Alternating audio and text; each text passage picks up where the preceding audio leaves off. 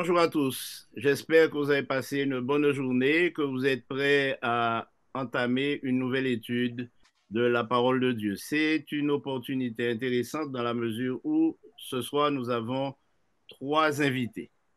Comme d'habitude, le pasteur Franck Voltaire, bonjour. Monsieur Jéricho Baltus, bonjour. Bonjour. Et nous avons avec nous quelqu'un que je vais présenter brièvement, c'est le pasteur Emmanuel Kra, qui est de Côte d'Ivoire. Il vit au Togo et il est le secrétaire de l'Union de l'Est du Sahel. Bonsoir, pasteur. Bonsoir, pasteur. Je dis bonsoir parce que on est déjà très avancé en Afrique de l'Ouest par rapport à l'horaire. Alors aujourd'hui, nous Monsieur. aurons l'opportunité de parler d'un sujet que nous avons entamé déjà la semaine dernière. La semaine dernière, nous avons parlé de la prophétie d'Apocalypse qui présente trois anges qui annoncent un message très important à l'humanité. D'ailleurs, la Bible qualifie ces messages d'éternel. Et la semaine dernière, nous avions donc défini ce que pouvait être l'ange et nous sommes tombés d'accord sur l'idée que l'ange représente tous ceux qui annoncent le message de l'Évangile. Mais aujourd'hui, nous allons entrer un petit peu plus en profondeur sur le sujet et rester toujours dans Apocalypse 14, versets 6 et 7, et nous concentrer sur le verset 7 qui nous présente l'Évangile éternel comme une proclamation particulière. Ainsi, si nous considérons le verset 7, nous verrons que Dieu a un message particulier et une invitation particulière. Il disait d'une voix forte, craignez Dieu et donnez-lui gloire, car l'heure de son jugement est venue, et adorez celui qui a fait le ciel et la terre et la mer et les sources d'eau. La semaine dernière, nous avons dit que nous réserverons une émission à la question du jugement, l'heure du jugement. Mais aujourd'hui, nous allons euh, associer craindre Dieu et adorer Dieu. Alors, je m'adresse à mes invités dans un premier temps et qui se sentent libres de réagir rapidement parce que nous aimerions que l'émission ne dure pas trop longtemps. Que signifie craindre Dieu? On peut interroger rapidement la parole de Dieu parce qu'elle s'explique d'elle-même. La parole de Dieu, c'est le sage Salomon qui va déclarer que la crainte de l'Éternel, c'est le commencement de la sagesse.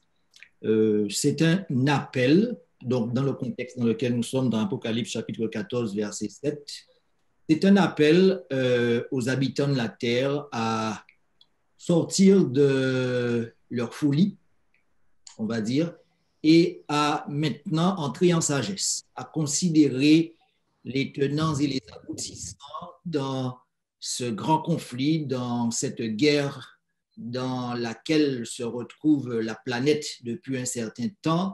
Les affaires sérieuses ont commencé et cet appel à craindre Dieu consiste tout simplement à faire aussi écho à un autre message qu'annonce le prophète Isaïe, venez, plaidons ensemble, si vos péchés sont noirs comme le cramoisi, ils deviendront blancs comme la neige. Dieu invite simplement les humains à sortir d'une philosophie, d'un mode d'existence pour adopter une autre philosophie, une autre façon de vivre sa vie et qui soit conforme aux principes qu'il a établis dès le départ. Oui, alors, pasteur Kra, au Togo, Marou signifie Dieu, n'est-ce pas? Bien sûr. Et comment dans le contexte africain, considère-t-on la crainte de Dieu? Est-ce que c'est une peur bleue de quelqu'un de méchant, de sanguinaire?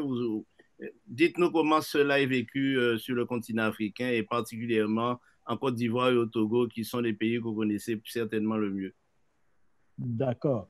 Alors, la crainte de Dieu dans notre contexte ici est basée sur le respect et la révérence.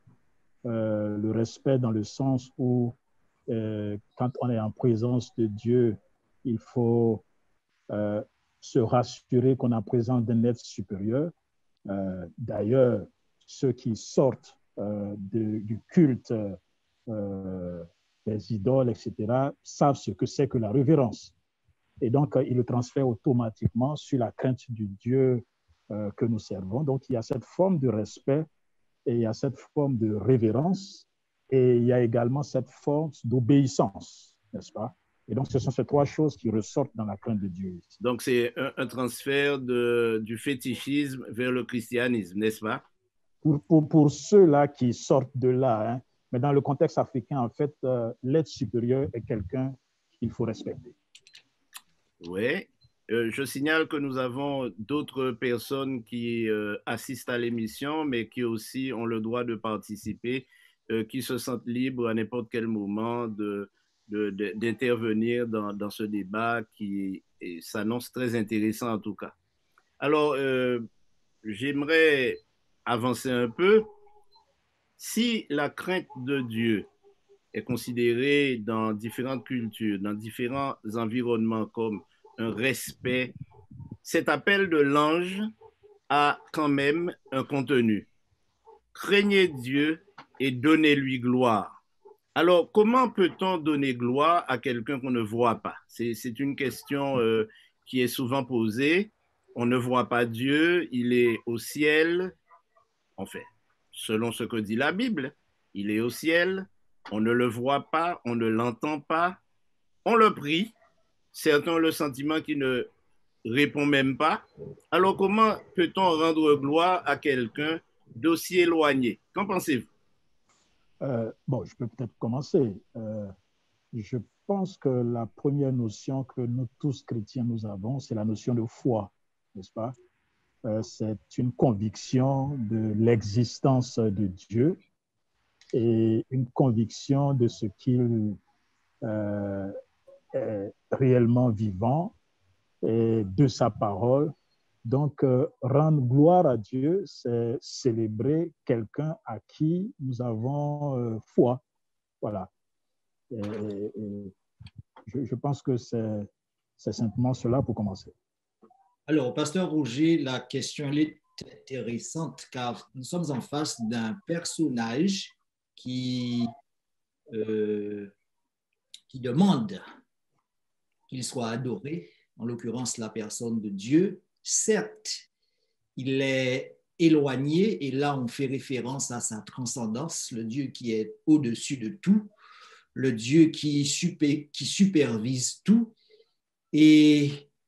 Mais ce qu'il y a de beau, de vrai et d'excellent avec lui, c'est qu'il est aussi Emmanuel. Et d'ailleurs, c'est son nom terrestre lorsqu'il est entré dans la sphère humaine par le biais de l'incarnation. Il s'est fait appeler Emmanuel, Dieu avec nous, Dieu proche de nous, Dieu parmi nous. Ce Dieu Emmanuel est l'image du Dieu invisible, du Dieu tout-puissant, et en vertu de ce qu'il a révélé de lui, c'est-à-dire son caractère, son amour profond, propre, son amour particulièrement immense pour les humains, eh bien, nous avons des raisons de venir à lui, de lui rendre hommage, de lui faire révérence, comme l'a dit notre frère tout à l'heure, et de lui soumettre nos vies, car il a amplement démontré qu'il est digne de recevoir honneur, louange et gloire. Et d'ailleurs, c'est cette formule que l'on trouve dans les actes d'adoration dans le livre de l'Apocalypse le concernant. Je vais juste compléter ce que mes collègues ont dit. Rendre gloire à Dieu est annoncé dans le contexte de la proclamation de l'Évangile. Et je me souviens bien, lorsque Jésus-Christ a commencé sa prière dans Jean chapitre 17, il disait, « Père, glorifie ton Fils ». Parce que Jésus allait offrir son sacrifice et donc l'Évangile allait se parfaire par le sacrifice de Jésus-Christ. Par conséquent, rendre gloire à Dieu dans ce contexte-là, c'est donner raison à Dieu et proclamer l'efficacité du sacrifice de Jésus-Christ. Parce que lorsque nous disons l'heure de son jugement, lorsque nous le lisons, l'heure de son jugement est venue, cela peut être interprété dans deux directions. Soit le jugement de Dieu lui-même, à savoir est-ce qu'il a raison ou tort, parce que beaucoup de gens accusent Dieu, beaucoup de gens le rendent responsable d'une situation catastrophique ou autre, des souffrances. Alors, est-ce que l'Évangile, est-ce que Dieu a eu raison de mettre en place ce plan de sauvetage pour l'humanité? Est-ce que les hommes en sont conscients? Est-ce que les hommes glorifient Dieu par rapport à l'Évangile? Rendre gloire à Dieu, c'est lui donner raison dans l'Évangile préparé, vécu, annoncé et par Jésus-Christ. Voilà, c'est la raison pour laquelle l'Évangile doit être proclamé dans le monde entier de telle sorte qu'on rende gloire à Dieu pour la puissance contenue dans l'Évangile, d'une part, et ensuite pour la puissance de Dieu en matière de création, en matière de science, qu'on reconnaisse sa supériorité. En vous écoutant attentivement, et ce que vous avez dit est vraiment très intéressant, nous rencontrons beaucoup de personnes qui, par contre, mettent en doute l'existence de Dieu. Et ces personnes ont une difficulté parce que ne croyant pas en son existence, ne peuvent pas lui rendre gloire. Pourtant, le texte que nous avons examiné et sur lequel nous discutons dit « Craignez Dieu et donnez-lui gloire, car l'heure de son jugement est venue, et adorez celui qui a fait les cieux, la terre, la mer et les autres choses. » Le verbe adorer est un verbe intéressant parce que selon le dictionnaire, j'ai cherché un petit peu, mais je résume, l'adoration, c'est rendre un culte à un Dieu. Et dans le cas qui nous intéresse, c'est rendre un culte à Dieu.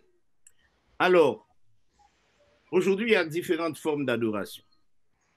Il y a différents styles d'adoration. Il y a différents domaines d'adoration. Mais est-ce que vous pourriez très rapidement, Pasteur Graff, Monsieur Géco-Baltus et Pasteur Voltaire, nous dire ce que vous croyez être le type d'adoration attendu? Et tout à l'heure, je vous poserai la dernière question pour notre émission, qui est une question sur laquelle je vous demande de répondre, c'est-à-dire quels sont les moyens d'adoration que nous avons. Mais la première question, c'est comment concevoir l'adoration de Dieu, ce Dieu créateur?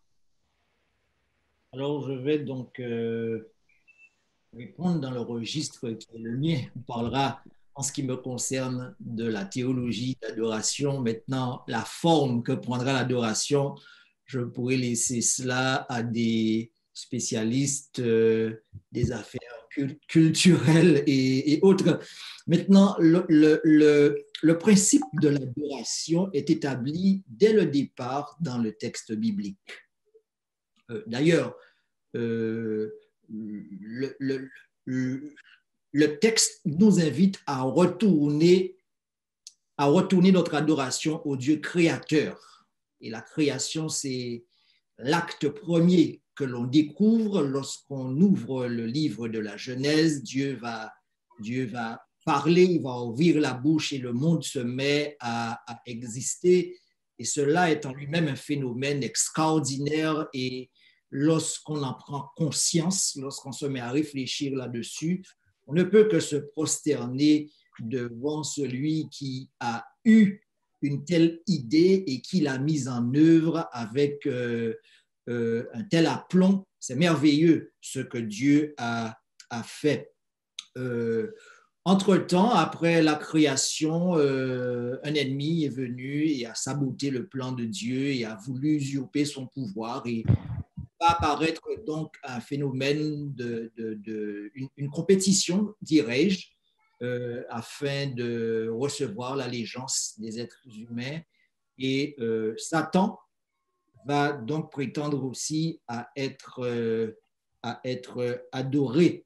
Il s'agit tout simplement dans la Bible de se soumettre à celui que l'on reconnaît comme étant l'auteur de la vie, de l'existence, celui qui soutient tout par sa parole et qui fait subsister toute chose.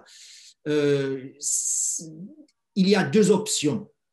Soit où je fais du créateur le Dieu que j'adore, ou je fais de la créature le Dieu que j'adore. Donc, nous avons une question. Donc, c'est intéressant de discuter sur le sujet de l'adoration, mais je me pose la question aujourd'hui, est-ce que notre manière d'adorer n'a pas évolué? Est-ce que pour vous, est-ce que vous pensez que notre manière d'adorer a évolué ou n'a pas évolué en fonction de nos expériences, surtout au niveau actuel? Oui, alors je ne sais pas si cette question va nous prendre beaucoup de temps, mais en tout cas, très brièvement, elle pose la question qui devrait nous ramener à la question finale, en fait. Mais on peut avancer. OK. Ouais, j'aimerais apporter un petit élément. Quand on parle d'adoration, je vois 2 ou 3 éléments qui, à mon avis, peuvent jouer un rôle. Il y a la forme de l'adoration qui est souvent évolutif et qui change en fonction des cultures. La manière d'adorer ici peut être différente de la manière d'adorer ailleurs. Mais ce qui est intéressant, c'est le contenu de l'adoration. C'est-à-dire, c'est l'élément principal qui est à l'intérieur de cette adoration. Et je crois que c'est ce qui est en train de développer le pasteur tout à l'heure, parce que c'est ce qui démontre réellement qui nous adorons, pourquoi nous l'adorons et qu'est-ce que nous croyons dans cette adoration. Alors, pour dire, donc, c'est vrai qu'avec le temps, en fonction de la forme, le type d'adoration peut évoluer, peut changer, mais s'il y a une chose qui ne change pas, c'est le contenu et la doctrine qui est la base de l'adoration. Elle ne change pas. À mon avis, il y a 2 façons d'adorer. Ou bien celui qui demande à être adoré s'impose, oblige, contraint, et donc on ne peut pas lever la tête, on est obligé de l'adorer, de le suivre. Ou bien, et c'est le cas de notre Dieu, Dieu désire être adoré non pas pour lui, parce que Dieu n'a rien à tirer de notre adoration puisqu'il est Dieu. Il est tous les omniscient, omnipotent, omnipuissant, omnisage, etc. Donc, l'adoration que nous devons à Dieu doit surtout être comprise dans un sens bénéfique pour l'homme lui-même qui adore. Je vais lire un texte de la Bible qui va illustrer un peu mon propos. Alors, nous en attendant que la définition que nous avons donnée tout à l'heure de l'adoration, c'est rendre un culte à un Dieu. Oui. Alors, nous tous, le visage découvert, contemplons comme dans un miroir la gloire du Seigneur. Nous sommes transformés en la même image de gloire en gloire comme par le Seigneur d'Esprit. Nous tous qui contemplons, donc c'est un acte volontaire. Là, à la base de l'adoration que nous devons à Dieu, il y a le volontariat. J'adore Dieu en raison de sa sagesse, de son amour, de sa puissance. Je reconnais cela.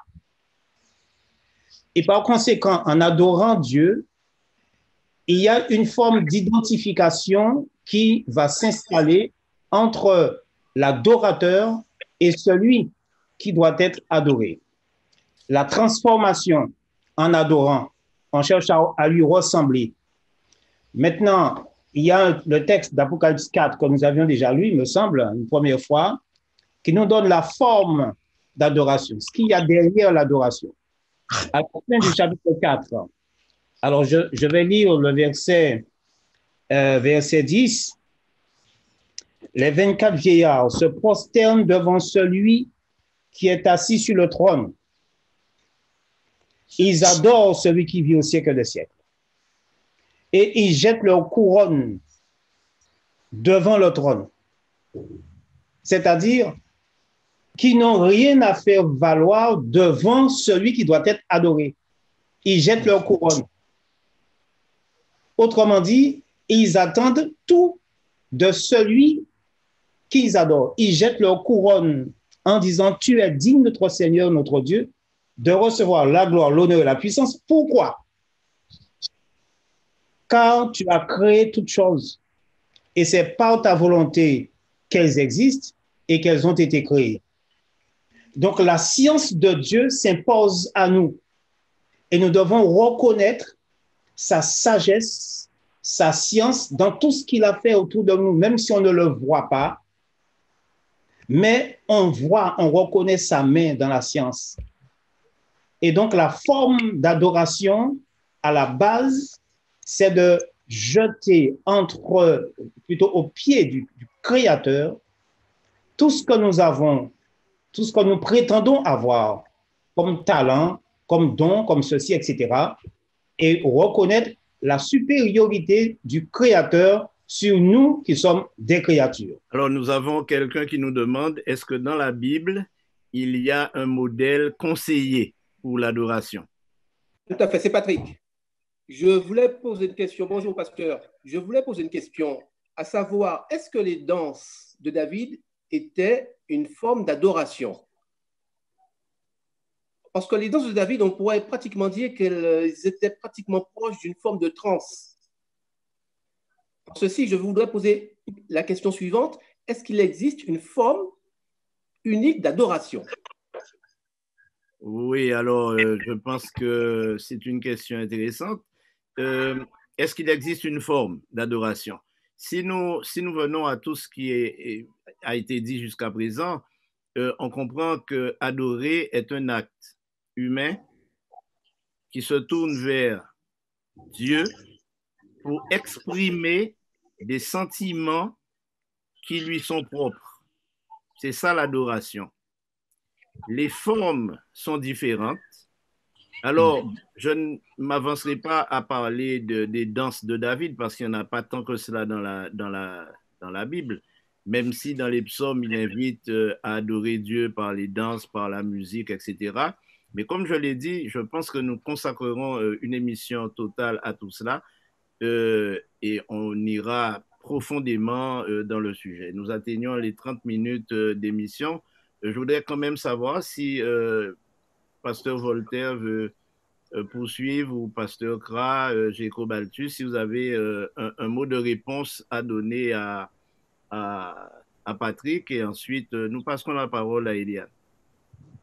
Oui, je dirais brièvement, hein, la Bible ne nous donne pas forcément de forme d'adoration, mais la Bible insiste surtout sur le fond d'adoration. C'est ce qui est important. C'est la disposition de l'être, du cœur. C'est ce que nous pensons du Créateur. C'est ce qui compte. Le fond. Et Dieu lit notre cœur. Il lit ce que nous avons en nous. Et il voit si nous sommes véritablement à genoux ou bien si nous avons une forme, une apparence d'adoration, mais au fond, nous ne l'adorons pas vraiment. Hein? C'est ça. Adorer Dieu, le pasteur Voltaire l'a expliqué. C'est donner à Dieu ce qu'on a de plus cher, mais volontairement. C'est un acte volontaire parce qu'on aime Dieu par-dessus tout. Donc, c'est le fond, pas la forme. Oui, bien sûr, la forme culturelle. Oui. Voilà. Eliane? Mais le fond est universel.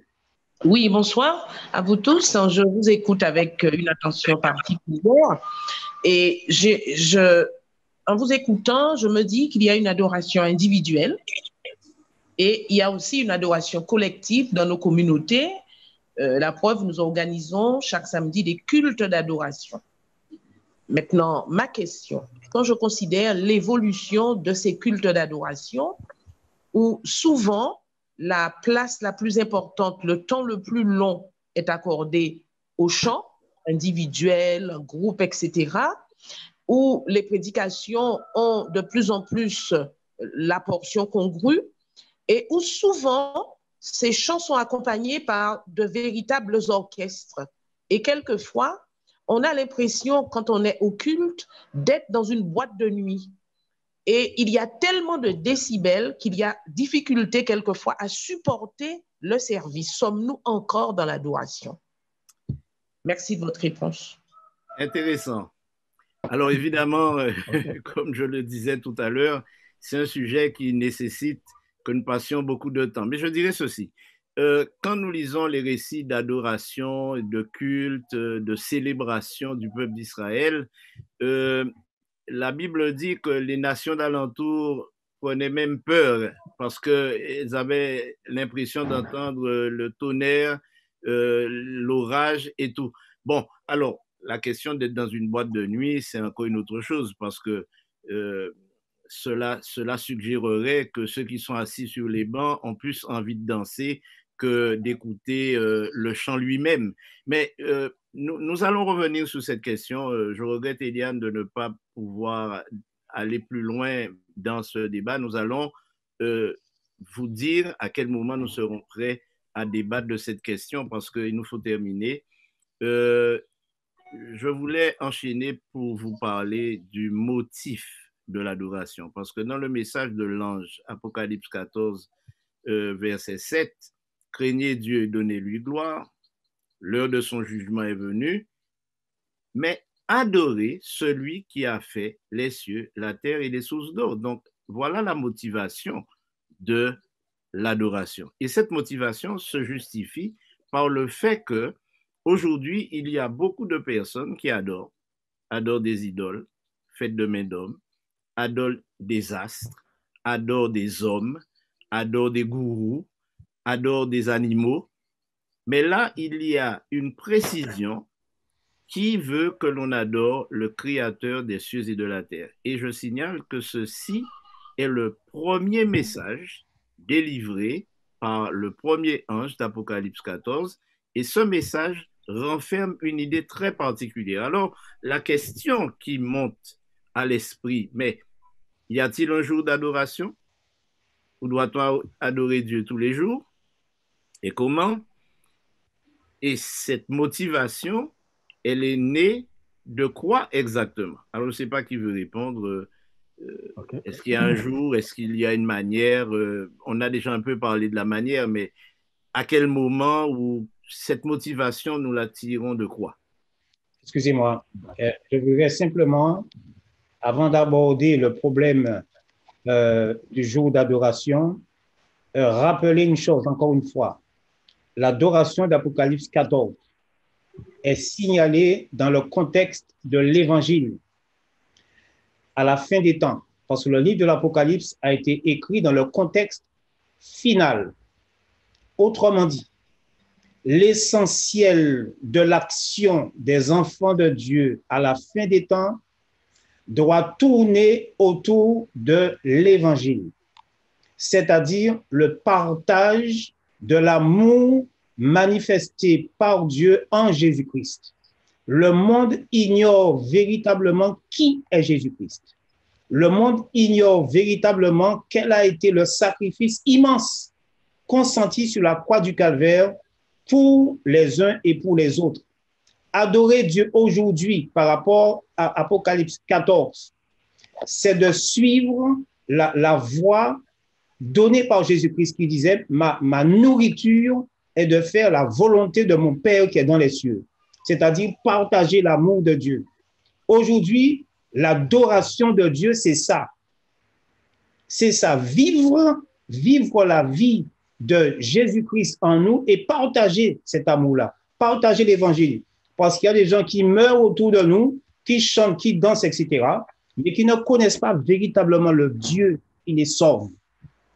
Donc, dans le contexte de l'évangile, l'adoration de Dieu, c'est de mettre en pratique la mission que nous avons, nous qui prétendons avoir rencontré Jésus-Christ, eh bien, partager cette connaissance et inviter les uns et les autres à venir au pied du Créateur. Alors, tout à l'heure, pasteur Voltaire avait évoqué le début de l'existence humaine et il parlait de du récit de la Genèse concernant la création. Et dans ce récit de la Genèse, il est question justement d'un jour que Dieu a créé et pendant lequel il n'a rien fait. Et apparemment, lorsqu'on lit un peu de plus près ce qu'il dit dans le livre de l'Exode, au chapitre 20, il dit au peuple d'Israël, souviens-toi, et il ajoute, parce que il s'est réservé un jour parce qu'il a créé toutes choses. Donc, le texte est clair. Il dit, souviens-toi du jour du repos pour le sanctifier. Tu travailleras 6 jours et tu feras tout ton ouvrage, car le 7e jour, ce fameux 7e jour, est le jour du repos de l'Éternel, ton Dieu. Et alors, aujourd'hui, beaucoup de chrétiens imaginent et s'imaginent que ce 7e jour, c'est un jour d'adoration. Qu'en pensez-vous? Ok, alors je voulais intervenir pour dire que d'abord, dans un premier temps, l'adoration est une affaire de sentiment, d'expression. Et donc, il nous est difficile de faire souvent des comparaisons entre quelqu'un qui a adoré de telle manière ou d'une autre manière. Mais nous devons comprendre que tous adorent Dieu. Et d'ailleurs, ce qui me plaît dans ce texte, c'est la relation qui est mise entre l'Évangile et la création. L'Évangile, nous le savons, c'est Jésus-Christ qui est à la base de l'Évangile, qui nous a sauvés, qui est mort pour nous, et la création qui est Dieu qui a créé le monde. Et cette liaison des deux nous fait ressortir une chose importante, c'est le jour d'adoration, qui est le sabbat. Et donc, nous comprenons dans un premier temps que l'adoration est d'abord une affaire de chaque jour. On ne va pas dire que l'adoration, c'est seulement le samedi ou le dimanche, etc. C'est une affaire de chaque jour. Nous adorons tous les jours, mais n'oublions pas que Dieu a mis à part un jour. C'est pourquoi je crois que ce texte met l'accent sur le fait que nous devons adorer celui qui a fait les cieux, la terre, la mer, pour nous ramener à la création et au commandement de Dieu et nous demander à la fois, nous adorons tous les jours, mais nous mettons aussi à part le 7e jour qui est le sabbat, le jour du repos. D'ailleurs, dans le texte de l'Exode, il est dit que vous travaillerez 6 jours et vous ferez tout votre ouvrage, mais le 7e jour est le jour du repos. Et Dieu s'est reposé ce jour parce qu'il a tout fait en 6 jours. Donc, c'est bien un texte qui rappelle le pouvoir créateur de Dieu. Et lorsqu'il est question d'Apocalypse 14, verset 7, alors je pose la question pour que vous donniez quand même une réponse. Est-ce que vraiment il était nécessaire de rappeler qu'il faille adorer celui qui a créé s'il n'y a pas un conflit ou un problème autour justement de la légitimité de cette création? Il y a tout à fait un conflit. Il apparaît dès le début des premiers écrits du livre de l'Apocalypse. Et la chose ira en crescendo lorsqu'on arrivera dans Apocalypse chapitre 12, chapitre 13. Là, on est au cœur de la guerre que se livrent les forces du bien contre celles du mal. Maintenant, remarquez que dans chapitre 14, verset 7, l'auteur précise que cette adoration, que le Créateur doit être adoré, d'accord, d'une part, mais il précise le Créateur, celui qui a fait le ciel, la terre, la mer et les sources d'eau. Il aurait pu simplement dire le Créateur et s'arrêter ici, là, mais les détails ont leur importance dans le texte biblique. Donc, comme vous l'avez dit, cela nous renvoie directement au texte de la Genèse, là où Dieu a imprimé le rythme du temps, il a donné le là, il a donné le rythme de la vie, et par conséquent, il y a lieu pour nous de prendre en compte ce rythme d'abord. Dans un premier temps, il y a un rythme de 6 jours de travail et 1 jour de repos. Maintenant, le texte biblique s'explique aussi lui-même. Vous avez fait référence à Exode chapitre 20, et là, on a davantage d'informations concernant ce jour, qu'est le 7e jour, qu'est le sabbat, celui qui a été mis à part, celui qui est indiqué dans l'histoire du peuple juif comme succédant au jour de la préparation. Et par conséquent, ce jour est estampillé de la toute-puissance à la fois de celui qui crée, mais aussi de l'amour, non seulement de celui qui crée, mais de celui qui trouve une solution à la problématique du péché dans l'univers. Oui, alors nous voyons bien que c'est un sujet qui est réellement intéressant. Malheureusement, nous sommes déjà à 43 minutes et le temps avance très très vite. Nous serons obligés d'aborder la conclusion de cette rencontre de cet après-midi pour certains et de ce soir pour d'autres. Mais j'aimerais quand même dire que le motif de l'adoration, en dehors du fait que c'est un acte sentimental, le motif, c'est de reconnaître qu'il y a quelqu'un qui a créé les choses, qu'il y a quelqu'un qui a mis en place tout ce qui est autour de nous, tout ce qui est, tout ce dont nous profitons.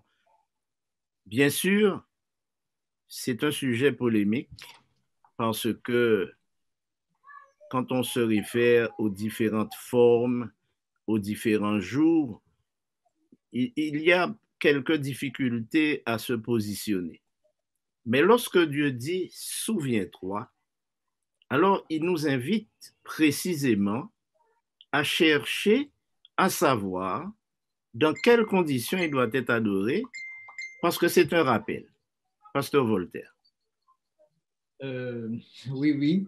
Alors, je voulais simplement intervenir et faire que nos invités sur la plateforme nous fassent un peu part de leur perception de la question.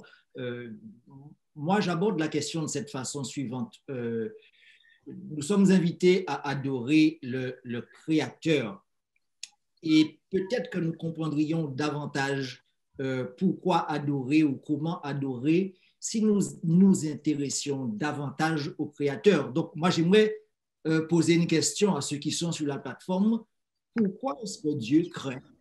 Pourquoi est-ce qu'il ouvre la bouche un jour, il laisse sortir les paroles de sa bouche et il se met à créer? Quelle est sa motivation à créer? Et peut-être qu'ici, là, nous pourrions trouver aussi des raisons qui pourraient nous emmener à comprendre l'enjeu de l'adoration dans le livre de l'Apocalypse, chapitre 14. Laurence? C'est exactement ce que j'allais dire et que Frère Balthus soulignait. À force de regarder le Créateur, de le contempler, on finit par avoir envie de le connaître. Et les questions, toutes les questions qu'on pourrait se poser dans le cadre de l'adoration auront tout à fait du sens, même si sur le moment, on ne peut pas y répondre de façon précise. Mais je crois que Dieu se révèle en fait au fur et à mesure de la contemplation que l'homme a de lui. Du coup, l'adoration, le mot, la façon, la culture, tout ce qu'on pourrait mettre autour, même le bruit, même la façon d'organiser un culte, je pense que tout cela se met en place à partir du moment où on est focalisé sur l'être qui nous parle, qui nous soutient, qui nous transforme. Et comme a dit Frère Voltaire, c'est lui qui devient en fait notre existence, l'essence même de notre existence. Donc voilà, moi c'est ce que je pense. Après, le reste vient dans la relation. D'ailleurs, le reste viendra dans une émission, comme ça nous allons prendre notre pied, comme on dit, et essayer de donner du sens à ce que nous voulons exprimer. Alors, nous allons quand même nous quitter. Je ne veux pas vous garder trop longtemps ni prendre trop de votre temps.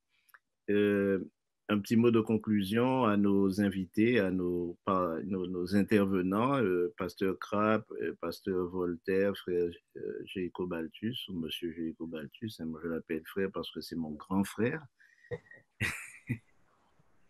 Ok, j'aimerais juste commencer en disant que l'expression adorer celui qui a fait les cieux et la terre devrait déterminer notre manière d'adorer.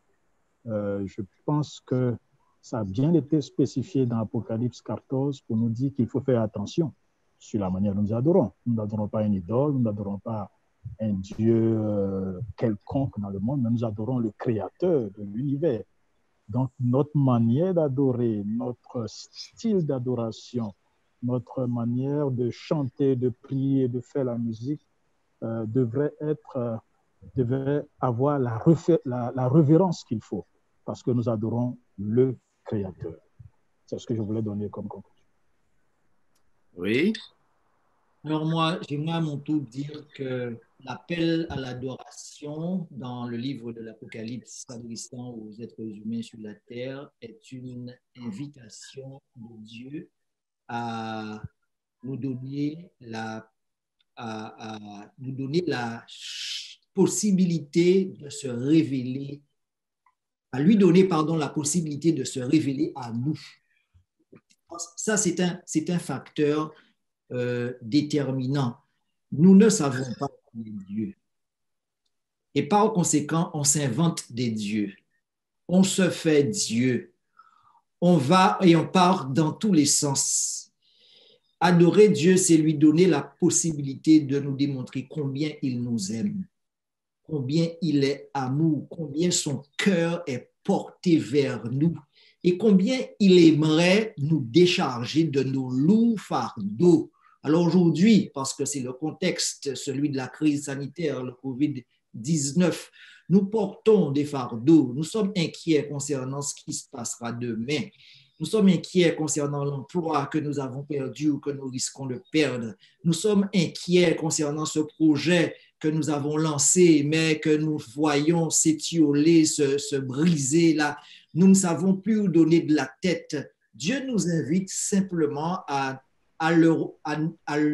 l'accepter dans nos vies, à lui donner la possibilité de nous démontrer que notre existence aujourd'hui ne tient pas dans nos prouesses, ne tient pas dans nos plans, dans le montage de nos projets, mais tient dans sa personne et dans sa personne seulement. Et ça se résume à une grande croyance que nous avons dans le christianisme, c'est celle de la justification par la foi et qui consiste à compter sur Dieu, non seulement pour sauver son âme, mais à compter sur Dieu aussi pour vivre chaque jour. Et c'est la raison pour laquelle, dans ce contexte d'adoration, on fait référence aussi aux 6 autres jours de la semaine.